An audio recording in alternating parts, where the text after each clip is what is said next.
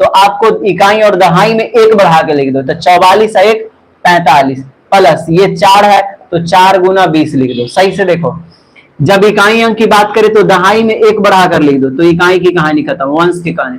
अब टेंस की बात कर रहा है तो टेंस में आपको कहेगा तो टेंस में छोड़कर इकाई अंक को देखकर एक ज्यादा बढ़ा कर लिख दो।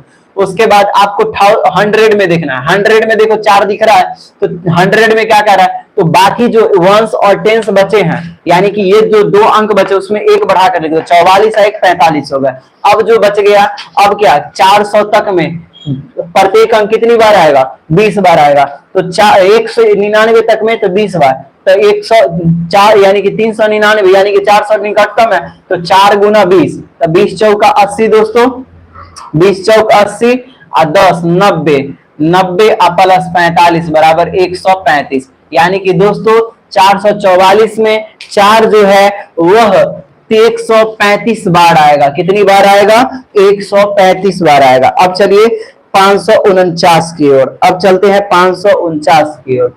अब 549 नंबर क्वेश्चन देखो क्या है, 549 देखो, 549 क्वेश्चन है, 1 से लेकर 999 में, 1 से लेकर 999 में 9 कितनी बार दिखेगा, 9 कितनी बार दिखेगा।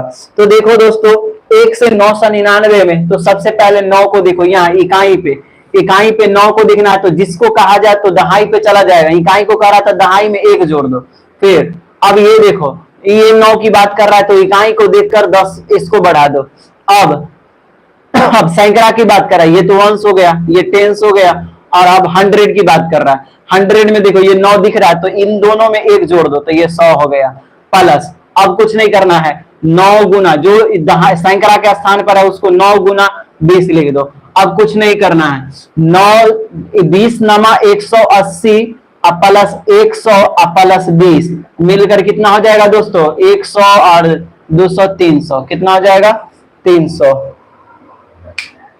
यानी कि 999 तक में जो 9 है वह कितनी बार आएगा दोस्तों,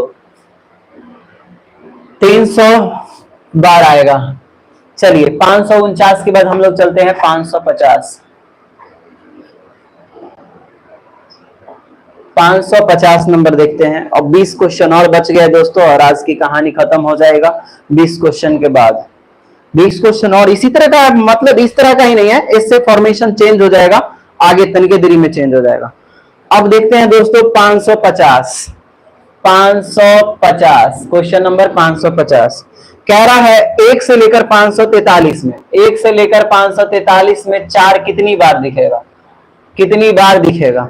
तो ये देखो 4 की बात कर रहा है, 4 की, तो यहां देखो 3 दिख रहा है, 4 आएगा ना, तो सबसे पहले इसको 4 बनाने के लिए इसको 534 नहीं लिख सकते, इससे पीछे, तो 4 दिख गया, तो इकाई अंक की बात करा तो दहाई में 1 बढ़ा दो, तो 3 में 1 बढ़ा दोगे तो 4 प्लस, अब इकाई की कहानी खत्म।